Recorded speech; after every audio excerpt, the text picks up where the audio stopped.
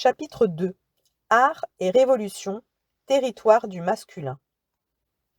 Rupture formelle, continuité symbolique. Les avant-gardes sont-elles misogynes? Les artistes ont-elles contribué au changement et de quelle manière? Où se situent les avancées? Et comment se débloquent les situations en faveur d'un droit à la création véritablement reconnu? C'est ce que nous allons voir à travers les grands changements du XXe siècle.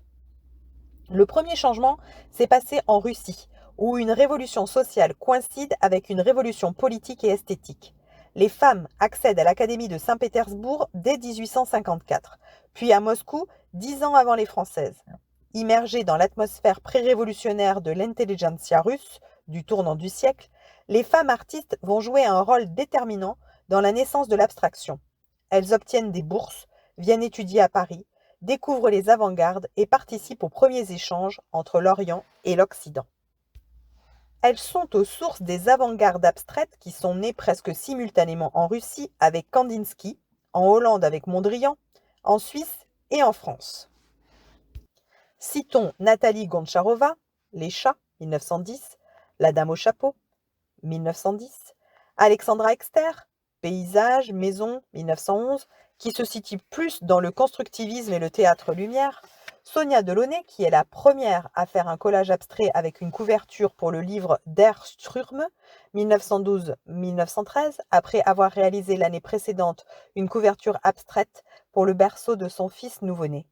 C'est ce qu'on appellera les arts appliqués, dans lesquels les femmes vont montrer leur capacité à passer de la peinture de chevalet à la décoration des maisons, au théâtre ou à la mode. L'art n'est pas hiérarchisé pour elles, dit séparé de la vie quotidienne. C'est probablement en transgressant les frontières entre l'art et la vie que les femmes vont trouver leur véritable place. Sophie Tauber est la figure clé du constructivisme en Suisse avec son compagnon Jean Arp. Après avoir participé au mouvement Dada, elle initie le mouvement en 1916 avec Composition, une verticale horizontale sur fond blanc, puis ses recherches de 1919-1920 sur les rythmes à Bâle. Les règles que se donne Gontcharova en 1913 n'ont pas grand-chose à voir avec la notion d'avant-garde telle qu'elle se développera dans le dernier quart du XXe siècle. Ne m'imposer ni limites ni barrières dans mes recherches artistiques. Chercher l'inspiration dans ma patrie et dans l'Orient qui nous est proche. Ramener mes propres élans à une forme picturale objective. Si j'entre en conflit avec la société, c'est seulement parce qu'elle ne se rend pas compte des problèmes de l'art en général, et non à cause de mes particularités individuelles que personne n'est forcé de comprendre. Je me détourne de l'Occident vers l'Orient. Ce texte figure dans la préface de sa rétrospective au Salon d'art de Moscou où elle exposait 800 tableaux. Elle avait alors 32 ans. Les décors et costumes réalisés l'année suivante pour le ballet de Diaghilev, Coq d'Or, sont imbibés de cette atmosphère orientale. Elle s'installe définitivement à Paris avec Larionov en 1917. Dans une lettre au journal La Parole russe, elle dira également « J'affirme que les créateurs de génie n'ont pas fait de théories, mais des œuvres qui par la suite servirent de base à celles-ci. » Faute de connaître ces œuvres, les historiens en viendront à oublier la contribution d'un nombre important de femmes.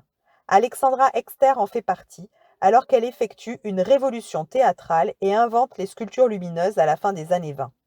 Notons enfin que l'abstraction la plus radicale se développe en Russie entre 1913 et 1929, alliant l'ascétisme à la recherche de la vérité, avec Tatlin et Alexandra Exter, tandis que Malevich, Carré blanc sur fond blanc, 1918, aperçoit le point ultime de l'art abstrait comme un monde sans objet. En russe, abstraction se dit bespredmetnov, sans objet. Ce monde sans objet est donc sans différenciation sujet-objet, fond, forme, art, imitation de la nature, qui étaient les principes de base de la peinture classique et la traduction philosophique des bouleversements qui se passent dans le statut social des femmes. Dès lors qu'elles revendiquent des droits égaux aux hommes, ils ne peuvent plus se penser comme les représentants d'une vision universelle qui dicte son point de vue sur le monde.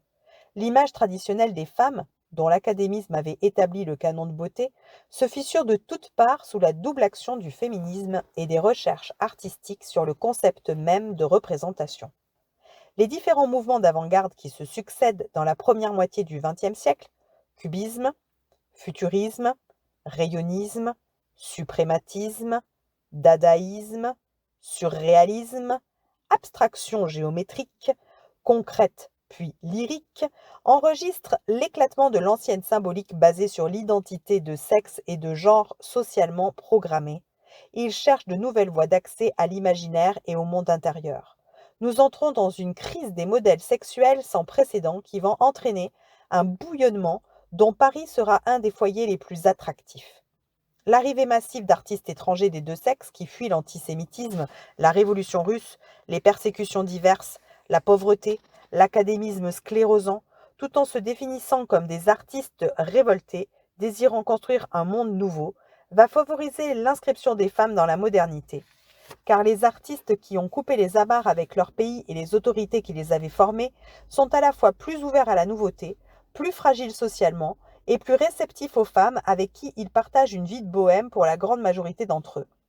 L'exil a donc une fonction positive pour les artistes vigoureuses qui se voient ainsi contraintes, par les circonstances, de labourer leur propre terre afin de survivre en pays étranger. C'est ce que Nathalie Goncharova appelait être touchée par l'ouragan artistique. Dans une lettre à la jeune Marisha Krivitsky, elle disait « Ce qui vous écrase, c'est le fait que vous vous élanciez vers les sommets sans avoir préparé les échelons, sans être passé par les stades et sans avoir été touché par l'ouragan artistique, le souffle artistique, qui dans votre vie est donné par une sorte de hasard. Ne vous moquez pas d'une telle expression. On peut supposer que ce souffle artistique pour Gréco fut l'Espagne, son expatriement là-bas. Pour les peintres des icônes russes, Byzance. Pour le gothique, l'Orient, les miniatures, les ornements orientaux, les jours entre les feuilles des palmiers. Le couple d'artistes devient de ce fait la base vitale élémentaire. On ne compte plus les couples d'artistes dans le Paris de Montparnasse des années 20. Larionov vit avec Nathalie Goncharova, Modigliani avec Jeanne Hébuterne, Passin avec Hermine David, puis Lucie Grog, qui deviendra une grande galeriste. Zadkine est mariée avec Valentine Prax, peintre cubiste, qui lèguera leur maison rue d'Arras pour en faire le musée Zadkine. Diego de Rivera a vécu avec Marevna avant de rentrer au Mexique. Survage avec Irène Lagut. Le dadaïste Tristan Tzara avec l'artiste suédoise Greta Knudsen. Juliette Roche était la compagne d'Albert Gleizes, sans oublier Sophie Tauber qui vivait avec Jean Harpe, les Delaunay et les Léger. Enfin, ce que l'on sait encore moins, c'est que Montparnasse a été un des rares endroits à Paris où des couples de femmes artistes ont vécu dans une liberté relativement grande. Car c'est à Montparnasse que s'est réalisée la jonction entre l'imaginaire érotique des années folles et une réalité sociale libertaire. Gertrude Stein et Alice Toklas habitent rue de Fleurus. Juna Barnes et Mina Loy, rue Saint-Romain. Adrienne Monnier et Sylvia Beach, rue de l'Odéon, où elles tiennent en chacune une librairie. Louise Janin, rue des Beaux-Arts, pas loin de la décoratrice irlandaise Eileen Gray et de la chanteuse Damia. Claude Cahin et Suzanne Malherbe vivent rue Notre-Dame-des-Champs. Georgette Leblanc, la sœur du célèbre auteur de romans policiers, vit avec Margaret Anderson, qui a quitté Jeanne Hipp après leur arrivée à Paris, tout en publiant ensemble The Little Review, dont un numéro sera consacré au jeune sculpteur Brancusi. Bérénice Abbott travaille dans le laboratoire de Man Ray, dont elle est la première assistante avant de voler de ses propres ailes. Présente dans l'avant-garde culturelle, toutes ces artistes témoignent d'une osmose nouvelle entre l'étranger, la femme, l'homosexuel, le juif et l'artiste. Tous des hors-statut qui résisteront à la mystique totalitaire décente en opposant au discours de l'exclusion une nouvelle image de la femme moderne sexuellement émancipée, dont l'autoportrait de Tamara Lempicka au volant de son automobile constitue l'archétype.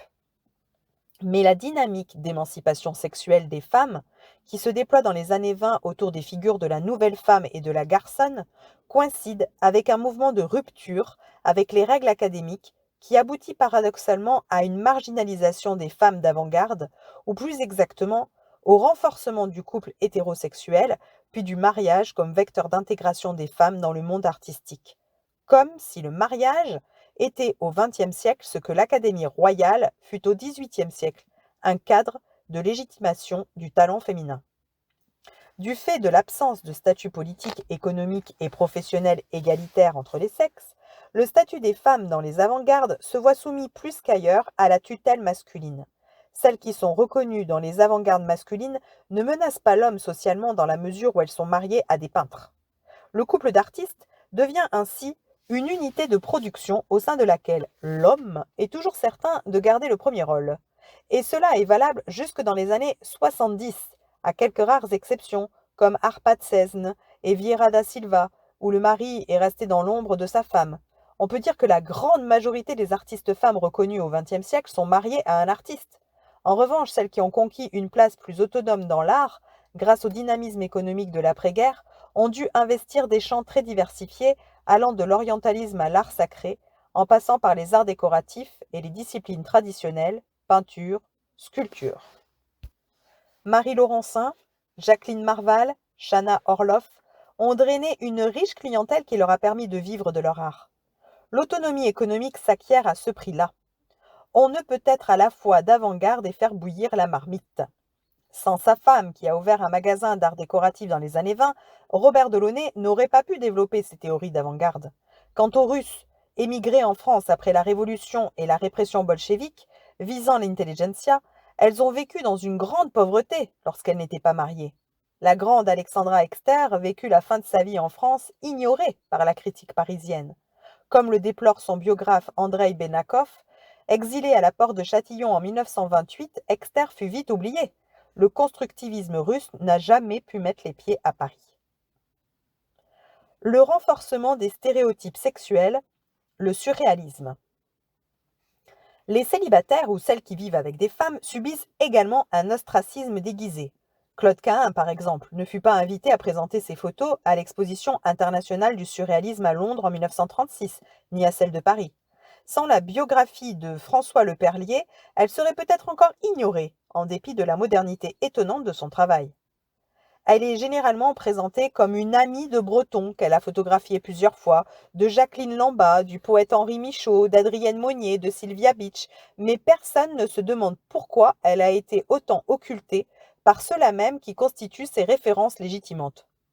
On se fera une idée de la question en observant avec attention une photo publiée par François Leperlier qui représente Breton, Roland Penrose, David Gascoigne, une inconnue et Claude Cahun à l'exposition internationale du surréalisme à Londres en 1936.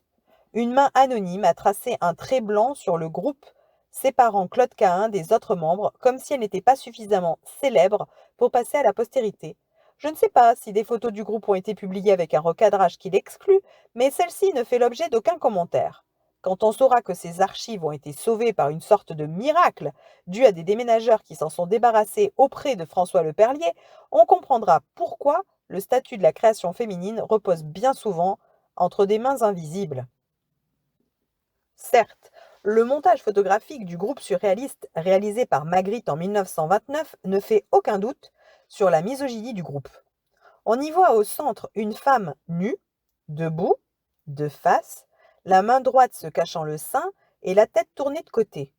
L'inscription « Je ne vois pas la femme cachée dans la forêt » nous fait comprendre que le jeu du « je ne vois pas » est forcément un jeu masculin, puisque les photos qui encadrent la femme nue et l'inscription sont toutes des photos d'hommes les yeux fermés.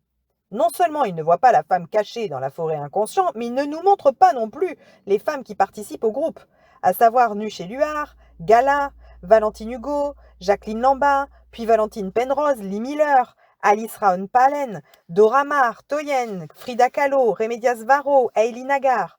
La plupart des photos officielles du groupe ne montrent que les hommes, comme si les femmes désirées, les compagnes, les inspiratrices, n'avaient pas à leurs yeux le statut de créatrices. La photo de la jeune Gisèle Prassinos, en femme-enfant géniale, lisant ses poèmes surréalistes devant un aéropage masculin admiratif, prise en 1933, elle a alors 14 ans, conforte les stéréotypes sexuels.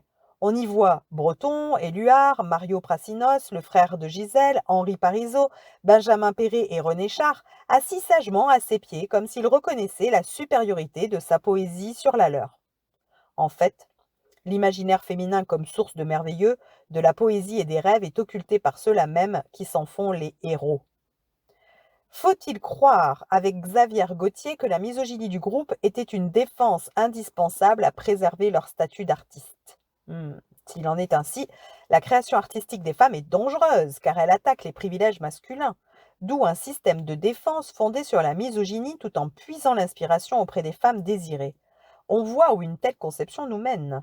D'un côté, une création masculine qui implique l'exploitation de la richesse des femmes, de l'autre, un mode d'accès à la création qui ne peut faire l'économie de la reconnaissance conflictuelle et d'un conflit avec l'artiste homme hégémonique. L'hétérosexualité n'est donc pas toujours un moyen de réussite pour les femmes. Pour les femmes surréalistes des années 30, vivant avec des hommes reconnus, poètes peintres, le statut d'artiste n'est même pas posé par elles-mêmes ni envisagé par leurs compagnons. C'est la solitude assurée, comme le remarquait Whitney Chadwick dans sa remarquable étude sur les femmes dans le mouvement surréaliste. L'absence d'un langage pictural érotique, développé au moins partiellement à partir de l'expérience personnelle des femmes, bloqua leur participation à cet aspect important du surréalisme. Ne se reconnaissant ni dans les rôles traditionnellement attribués aux femmes par la société, ni dans le culte surréaliste de la femme enfant ou de la séductrice perverse, elles durent souvent suivre des voies plus personnelles. Cela explique aussi pourquoi la recherche de voies personnelles a permis de développer un point de vue nouveau sur l'imaginaire féminin. Est-ce le prix à payer pour dessiner de nouvelles voies? Dans l'introduction de son livre, Whitney Chadwick semble le penser en remarquant que cette histoire est celle d'un groupe de femmes qui ont osé refuser les conventions de leur entourage, qui ont essayé de mettre en accord leurs idées et leur vie. Elles se sont lancées dans la création artistique à une époque où on encourageait peu le travail des femmes dans le domaine des arts visuels. Jeunes, belles, rebelles, elles devinrent l'incarnation de leur époque, les messagères du futur, et explorèrent, plus que ne l'avait fait aucun groupe de femmes avant elles, les sources de l'imagination créatrice féminine. La question de l'inscription dans l'histoire de cette imagination créatrice reste posée aujourd'hui, peut-être encore plus qu'hier, quand on constate que l'exposition organisée en 2002 par le Musée national d'art moderne au Centre Georges Pompidou sur la révolution surréaliste ne montrait qu'un nombre ridiculement restreint d'œuvres de femmes, Meret Oppenheim et Claude Cahun, sorties de toute problématique. C'est une question que l'on retrouvera d'ailleurs chaque fois que l'imaginaire féminin s'explore dans des voies ou des matériaux originaux comme la tapisserie et l'art textile dans les années 60. Si le couple n'est pas toujours la voie royale de la reconnaissance mutuelle homme-femme dans la pratique artistique, le célibat l'est peut-être encore moins, comme on le voit avec Marcel Kahn, qui est loin d'avoir la notoriété qu'elle mérite. Dans sa thèse sur Marcel Kahn, Mireille Cordonnier explique cette mise à l'écart par le fait que la sexualité secrète, non dévoilée, peut apparaître comme une part manquante importante de la mise en place d'une stratégie de séduction. Les carrières se font essentiellement par le biais des hommes, et il ne faut pas chercher plus loin l'explication de la marginalisation des célibataires ou des lesbiennes, dont les œuvres ont aujourd'hui retrouvé leur juste place dans l'histoire de l'art. La rareté des Françaises dans les avant-gardes ne s'explique pas par le fait qu'elles sont moins douées que les étrangères, mais par un système artistique français particulièrement misogyne, même et surtout lorsqu'il se veut révolutionnaire. On est frappé par les nombreuses artistes étrangères qui ont réussi à se faire une place dans les mouvements d'avant-garde, cubisme, surréalisme, abstraction, tandis que les Françaises sont cantonnées dans l'art déco, le dessin et l'illustration. L'espagnole Maria Blanchard est considérée comme la grande et pratiquement la seule cubiste des années 20. Soutenue par André Lotte, parce qu'elle fait une peinture très peu féminine, elle n'a pourtant rien à envier à Valentine Prax ou Suzanne Roger. Marcel Kahn était la seule française du groupe des abstraits de l'entre-deux-guerres qui comprenait par ailleurs Sonia Delaunay, Sophie Tauber, la danoise Franziska Clausen, la russe Alexandra Exter et Vera Idelson.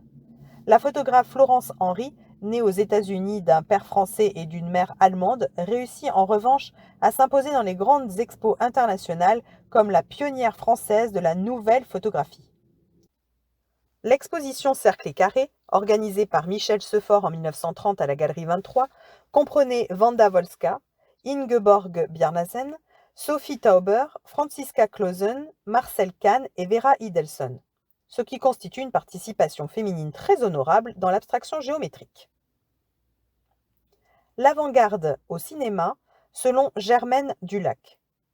La cinéaste Germaine Dulac, 1882-1942, ferait presque figure d'exception dans ce panorama si elle n'avait été victime elle aussi de l'effacement des femmes d'avant-garde du début du siècle pratiqué par les historiens du cinéma cette fois-ci. Jusqu'aux années 70, Le nom de Germaine Dulac n'était mentionné dans les histoires du cinéma que parce qu'elle avait tourné La Fête espagnole sur un scénario de Louis Deluc et La Coquille et le clergyman d'après un scénario d'Antonin Artaud. Le reste, c'est-à-dire 25 films tournés entre 1916 et 1929, ses travaux théoriques sur le mouvement, ses films expérimentaux, sa popularité, elle eut un article dans le journal le jour où elle passa son permis de conduire, ses activités de secrétaire des ciné-clubs de France, de critique cinématographique à La Fronde, le journal féministe de Marguerite Durand, de vice-présidente de la Ligue internationale du désarmement moral par la femme et de fondatrice et directrice de France Actualité Gaumont à l'arrivée du parlant, et ce jusqu'à la guerre de 1939, eh bien tout ça a sombré dans l'oubli. C'est Charles Ford qui lui a consacré un chapitre dans son livre Femme cinéaste, publié chez De Noël en 1972, suivi du festival Musidora, qui a montré 2 ans plus tard quelques films conservés à la Cinémathèque française d'Henri Langlois. Née à Amiens en 1882, Germaine Cessé Schneider s'est mariée avec Dulac en 1906. Elle divorcera en 1918, peu après ses débuts, pendant la guerre, avec son amie Stasia de Napierskowska, la grande vedette du muet, et Hélène Hiller-Erlanger, romancière et scénariste de ses 4 premiers films, qui investissent 4000 francs chacune dans la production de ses premiers films. C'est probablement ces amitiés féminines qui lui donnent la force de rompre avec toutes les traditions, y compris le mariage bourgeois qu'elle stigmatise dans son premier grand film féministe, La souriante Madame Bedet. Tournée en 1923 d'après une pièce d'André Aubé et Denis Amiel, il la classe aux côtés d'Abel Gans, Jean Epstein et Deluc parmi les metteurs en scène d'avant-garde. Une avant-garde qui ne se contente pas de travailler la forme avec l'invention des gros plans, des surimpressions, fondus enchaînés, des formations de l'image et un montage rigoureux, mais qui dresse un implacable réquisitoire contre le mariage bourgeois. Dans ce film muet de 20 minutes, Germaine Dulac montre l'asphyxie d'une femme sensible, aimant la musique et la poésie de Baudelaire, obligée de vivre aux côtés d'un mari médiocre, ne pensant qu'à ses affaires. Le montage exprime cette impossible communication entre les époux et le rêve d'autres cieux. À la phrase de Baudelaire « Nous aurons des lits pleins d'odeurs légères », la réalisatrice montre le sinistre lit conjugal massif et glacial. Des divans profonds comme des tombeaux, et apparaît une banquette dure recouverte de 2 coussins symétriquement alignés. Et d'étranges fleurs sur les étagères, où il n'y a que d'horribles roses en papier, sans parler du pot de fleurs qui trône au milieu de la table et que Madame Bedet fait glisser sur le bord chaque fois que son époux a le dos tourné. Tout est dit avec ces quelques plans. La Coquille et le clergyman, tourné en 1927 d'après un scénario d'Artaud, le seul de ces scénarios qui ait été tourné, suscite en revanche l'opposition d'une autre avant-garde qui va prendre fait et cause pour Artaud contre Dulac. Dans le scénario Artaud, expliqué. J'ai cherché dans le scénario à réaliser cette idée du cinéma visuel où la psychologie même est dévorée par les actes. Or, qui pourrait filmer cette scène sans le trahir? Le clergyman soulève le prêtre à bout de bras et le balance, et autour de lui l'atmosphère devient absolue. La sortie du film au studio des Ursulines le 9 février 1928 fut accueillie par un inénarrable chahut déclenché par les surréalistes qui ne reconnaissaient pas l'esprit surréaliste tout en reprochant à Germaine Dulac d'avoir écarté Artaud de la réalisation. D'autres s'indignaient de l'incohérence des images et cherchaient une logique là où, selon la cinéaste, les idées et les sensations devaient naître de la seule suggestion des images. Dans les 3 films suivants, Arabesque, Thèmes et variations et Disque 957, qui sont des films expérimentaux purs de courte durée, Germaine Dulac poursuit sa réflexion sur le cinéma en s'attaquant au problème majeur du cinéma, la visualisation. Du fait que le cinéma est un œil grand ouvert sur la vie, œil plus puissant que le nôtre qui voit ce que nous ne voyons pas, tout l'art est d'arriver à exprimer l'invisible, l'âme des êtres et des choses en utilisant les ressorts du 7e art. Mouvement, lumière, rythme visuel. L'image disparaît dans sa prétention à représenter quelque chose d'extérieur à l'événement visuel au profit du dynamisme interne des images inspirées par la musique de Debussy, de Chopin et des airs classiques. Bien avant l'art cinétique, Germaine Dulac expérimente ce qu'elle appelle le sens visuel et qu'elle définissait ainsi.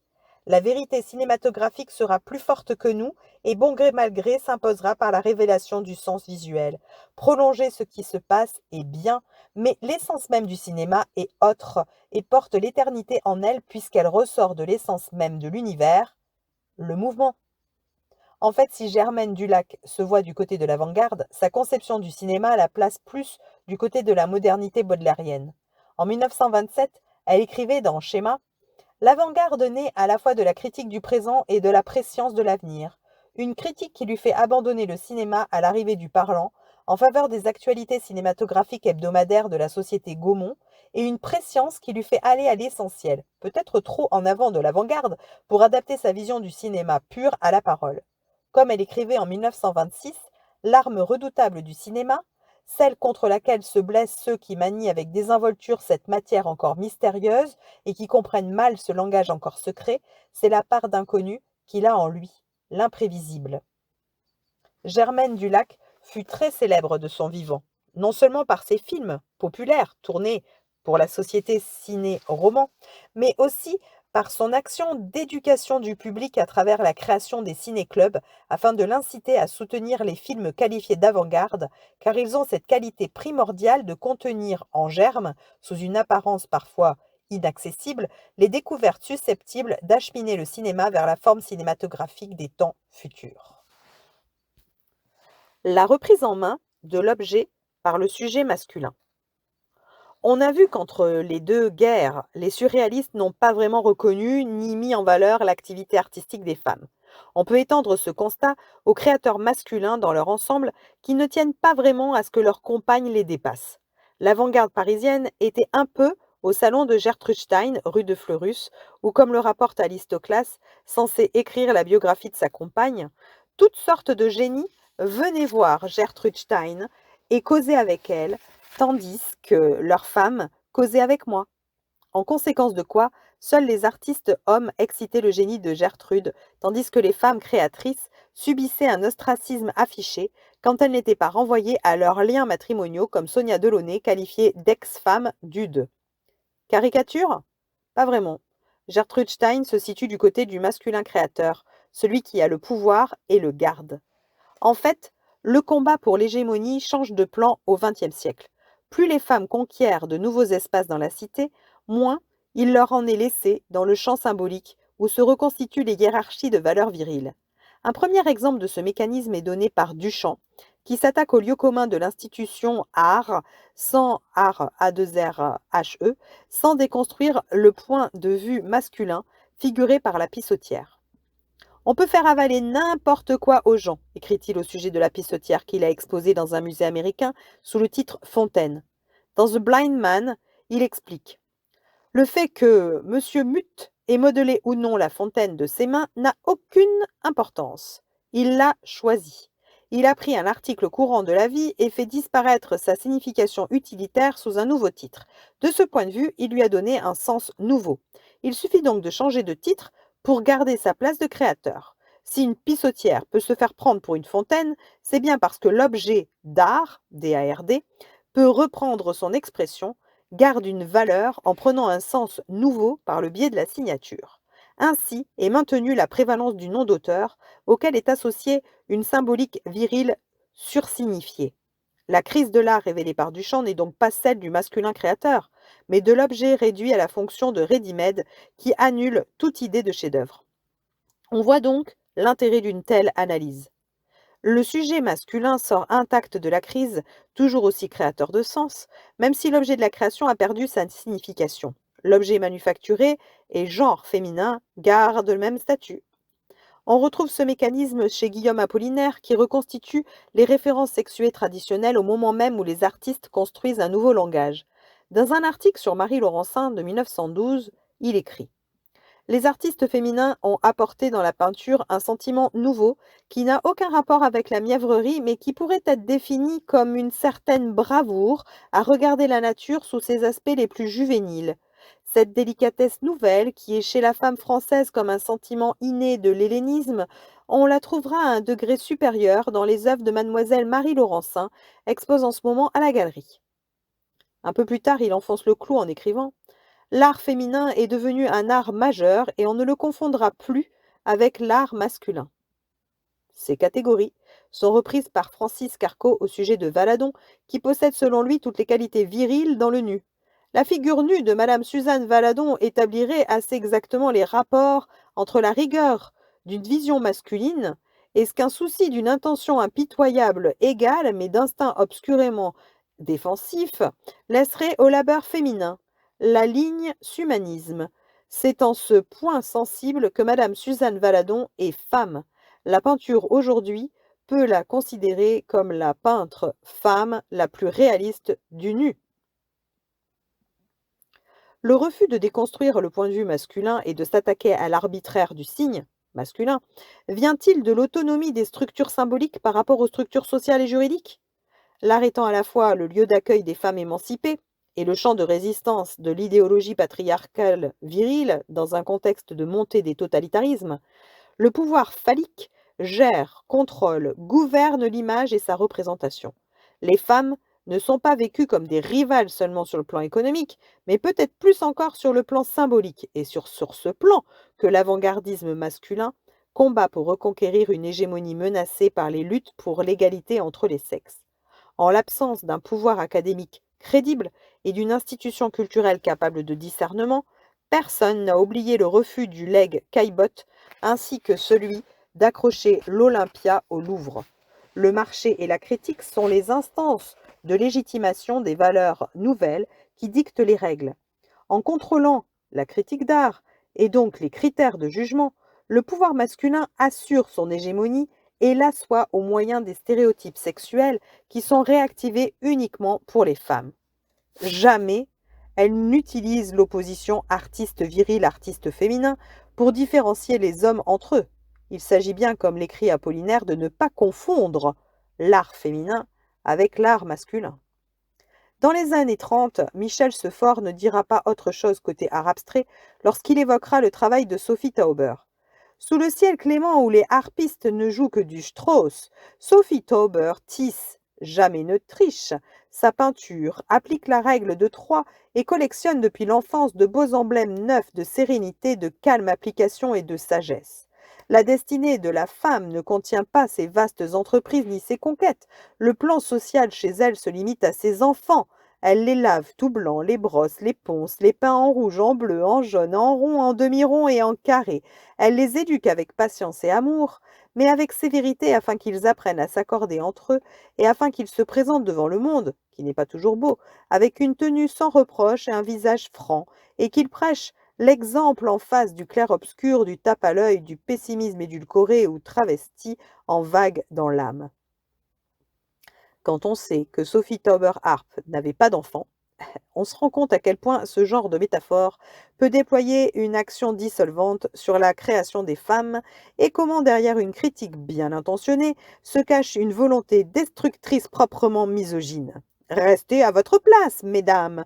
Cela n'empêcha pas Sophie Tauber de fonder l'année suivante avec Theo van Doesburg le groupe Abstraction Création qui est le précurseur du Salon des réalités nouvelles de l'après-guerre. L'exposition eut lieu dans l'appartement des Delaunay, boulevard Malesherbes, et réunissait les différents courants non figuratifs de l'avant-garde, dont Paul Le Vézelay, Laure Garcin et Barbara Hepworth. On peut se demander si les répercussions de la crise économique de 1929 n'ont pas accentué la misogynie des milieux artistiques. Comme toujours, au moment de crise, la rivalité s'exacerbe et on agite des arguments sexistes afin de sauvegarder les places pour les hommes. Le fait que les femmes soient exclues du droit de vote joue en leur défaveur. Même le Front populaire refusa de le leur octroyer. L'institutionnalisation de la vie artistique, qui se développe dans les années 30 pour répondre à la crise économique, ne bénéficiera aux femmes qu'en 1937, comme nous le verrons plus loin. Mais l'économique n'est pas forcément le moteur de la définition des critères de jugement artistique. Les luttes symboliques sont nécessaires et aussi importante que les œuvres. C'est pourquoi il ne faut pas hésiter à s'y engager pour rendre visible l'apport des femmes dans la production artistique générale. Elles fournissent le cadre théorique et le cadre de visibilité d'un travail qui a de plus en plus besoin d'explications pour être compris du grand public. Oh, il y eut bien sûr quelques livres, comme celui de la peintre Madeleine Bunoust, Quelques femmes peintres, publié en 1936, qui y affirme l'importance des modèles identitaires féminins tels Suzanne Valadon. À ceux qui dénient au talent féminin les dons créateurs, le génie personnel, la robustesse, la pénétration, nous demandons de s'arrêter devant ces admirables dessins, devant ces paysages sans artifice, devant ces formes jaillissantes qui surgissent et nous subjuguent. Jamais l'instinct de nature, naïf, impérieux, a-t-il mieux accusé l'ingénuité d'une vocation? Nulle habileté de métier, nulle réminiscence d'école, tout est spontané, éclatant de sincérité et de vie, tout y affirme la volonté de création, l'indépendance de l'artiste. Mais c'est nettement insuffisant pour faire face à tout un système de pensée hérité de la religion qui doute plus ou moins de la nécessité pour les femmes de créer. L'absence d'un point de vue féministe argumenté, conscient de sa valeur et capable de construire une légitimité à des domaines considérés comme secondaires, explique cette carence. Pourquoi accepter les hiérarchisations qui dévalorisent les champs d'excellence des femmes, comme les arts décoratifs, la photographie et plus tard la tapisserie? Sortir des cadres de pensée modelés par des siècles de domination masculine exige une liberté intérieure qui est l'enjeu même de la création artistique. Le Front populaire. Il y a cependant des moments historiques particuliers. C'est le cas du Front populaire qui inaugure les politiques culturelles en impulsant une reconnaissance nouvelle en création des femmes.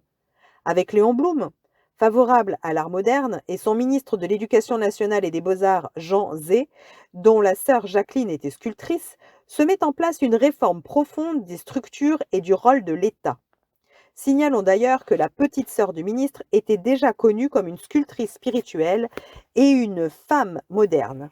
Elle avait constitué à Orléans, où elle avait suivi les cours de cordonnier aux Beaux-Arts, le club des 10 avec la peintre orientaliste Yvonne Mariotte, dont le père était directeur du Conservatoire d'Orléans, Gisèle Limousin, Jeanne Champillou, Louise Clézen et Gisèle Hustin. Pour l'exposition universelle, le Front populaire lance la construction du Palais national des arts, quai de Tokyo, bâtiment double dont une aile deviendra le Musée national d'art moderne, créé en 1937. Il organise l'exposition internationale des arts et techniques dans la vie moderne qui débloque des espaces d'exposition, des crédits, des compétences et des énergies considérables. Le tout conçu comme un nouveau rapport de l'artiste avec la société qui se définit dans une éthique nouvelle du rôle social de l'artiste. Le but de l'exposition internationale est de vanter les mérites de la technologie française. Les artistes vivants sont chargés de la décoration des pavillons. Au pavillon soviétique, la sculptrice Vera Ignatievna Mouhina, 1889-1953, réalise l'ouvrier et la colcosienne, visible de très loin puisqu'il est installé sur un immense pilier et qui est un modèle de réalisme socialiste. Maria Ender construit le pavillon avec son frère Boris. Au pavillon de la Solidarité nationale, Pauline Peunier réalise la bienfaisance privée.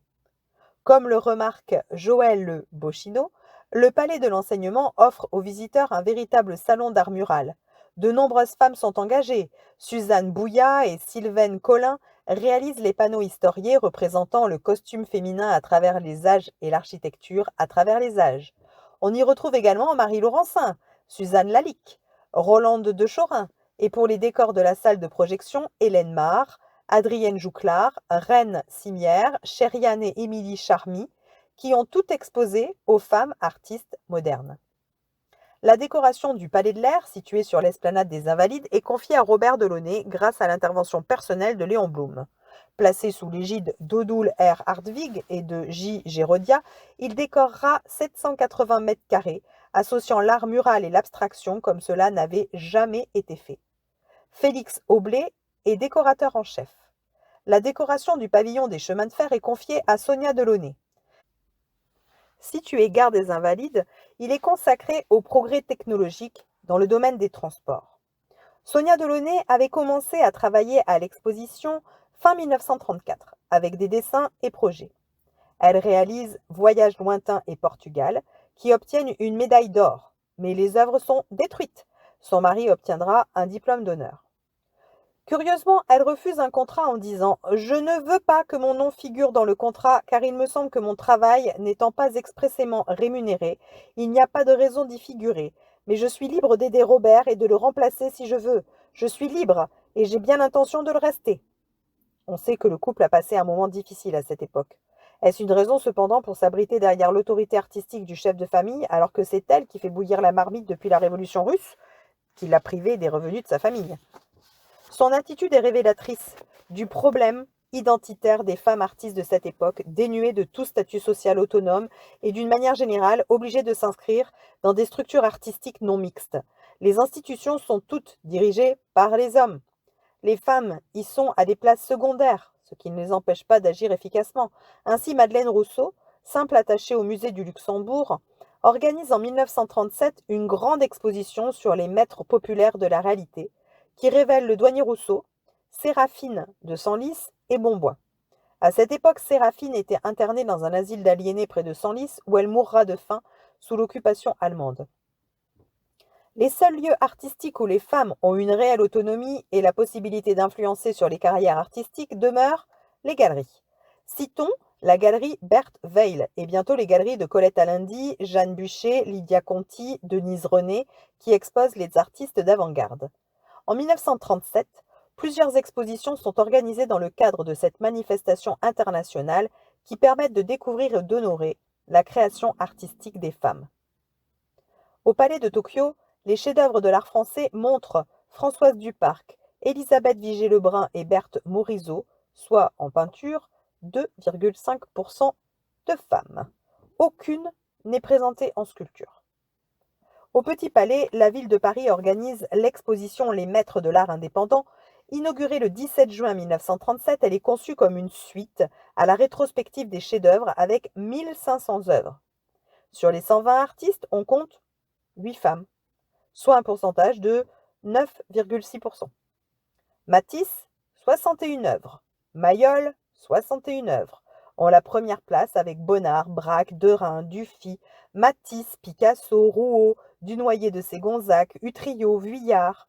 On remarque l'absence de l'abstraction et du surréalisme, alors que le comité d'action comprend Madame Guillaume, de son nom de jeune fille Juliette Lacaze, qui collectionne l'art moderne avec son premier mari Paul, puis le second Jean Walter, collection qui fera l'objet d'une donation à l'État, et Gertrude Stein, connue pour sa magnifique collection des premiers Picasso et Matisse, ainsi que pour sa splendide autobiographie d'Alice Toklas, parue 3 ans auparavant chez Gallimard.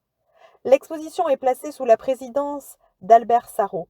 Chez les femmes, citons Maria Blanchard, 28 œuvres, Chana Orloff, 25, Marie Laurencin, 16, Suzanne Valadon, 12, Jeanne Poupelet, 5, Jacqueline Marval, 3, Suzanne Crotty-Duchamp, la sœur de Monsieur Duchamp, 2, et Lucie Cousturier, 1. Ajoutons enfin que la politique d'achat d'œuvres aux artistes vivants menée par le Front populaire entre 1936 et 1939 permet de combler des lacunes importantes. Frida Kahlo, Charlotte Perriand, Germaine Richier, qui a obtenu à l'Expo internationale une médaille d'honneur pour Méditerranée, Valadon, Marie Vassiliev ont leurs premiers achats d'État, ainsi que Villon et Bazaine. On compte 200 artistes femmes sur les 1600 répertoriés, ce qui est supérieur aux achats précédents. L'année 1937 est le point d'orgue de la visibilité des femmes. La galerie Lucie Krogh organise une expo sur Valadon et ses élèves en mai. La galerie Le Niveau, les femmes dans l'art moderne. Suzanne Duchamp a une expo en mars, mais c'est surtout l'expo d'œuvres de femmes organisée au musée du Jeu de Paume sous le titre Les femmes artistes d'Europe qui demeure l'événement politique le plus singulier. Plus de 550 œuvres provenant des écoles étrangères et françaises de 15 pays démontrent la vitalité de la création artistique féminine à la veille de la Seconde Guerre mondiale. Placé sous la double présidence du conservateur du musée des écoles étrangères contemporaines, André de Zaroy, et d'Antonetta Paoli Pogliani, présidente du Comité international des beaux-arts et de l'Union féminine des carrières libérales et commerciales, le comité d'organisation comprend la photographe Laure Albin-Guillot, Madame Kamac-Zoger, présidente de Femmes, la peintre Chériane, Gigi Croulard et Valland, attachée au musée du Jeu de Paume, ainsi qu'un représentant de chaque nation exposante. Au comité d'honneur figure l'épouse du président de la République et Madame Léon Brunswick, sous-secrétaire d'État au ministère de l'Éducation nationale. Je rappelle que c'est sous le Front populaire que des femmes entrent pour la première fois en France au gouvernement, avec des postes secondaires, certes, et privées du droit de vote. Mais enfin, c'était un début. Suzanne Lacorre, sous-secrétaire d'État à la protection de l'enfance, est là avec Madame Jean Zé, les ambassadrices, grandes dames et mécènes aristocrates comme la princesse de Polignac ou la duchesse de la Rochefoucauld. On remarquera qu'elles se font toutes appeler du prénom et du nom de leur mari, et que le discours est toujours lénifiant, comme la préface de Gérard Douville qui commence ainsi: Je souhaite qu'un nombreux public s'intéresse à cette exposition féminine qui réunit ici les œuvres de maintes européennes de grands, charmants ou curieux talents. On y trouve les plus grands noms d'artistes vivantes issus des 15 pays européens représentés. Il serait fastidieux de les citer, mais on y remarque Vanessa Bell, l'extraordinaire caricaturiste belge, Cécile Cottermann, 46 françaises en peinture, 13 en sculpture, dont Camille Claudel et Germaine Richier, Ellsberg, Charlet Tourop, Léonore Fini, Alice Alika, Tamara de Lempicka, M. Kosasenou, Greta Thunberg.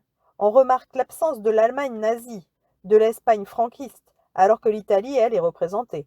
Tandis que dans la section internationale figurent des artistes russes, Goncharova et Exter, américaines, Cecilia Beau et Robin Brooks, allemandes, autrichiennes, chinoises et espagnoles. Mais Marianne von Werflin, Kate Kollwitz, Gabrielle Munter et Anna Hock, c'est-à-dire les Allemandes les plus grandes, sont absentes, ainsi que les abstraites et les orientalistes. Enfin, une rétrospective de 10 artistes décédés a également lieu, allant de Marie Baskirchev à Vera Rocklin, en passant par Louise Brélaud, Berthe Morisot, Marie Cassatt, Maria Blanchard, Lucie Cousturier, Béatrice Hao, Jacqueline Marval et Jeanne Pouplet. Cette exposition traversa l'Atlantique pour le Metropolitan Museum de New York, le Met. Jamais plus la France n'organisera d'exposition de cette ampleur, même dans les années 1970, en plein épanouissement de la contestation féminine.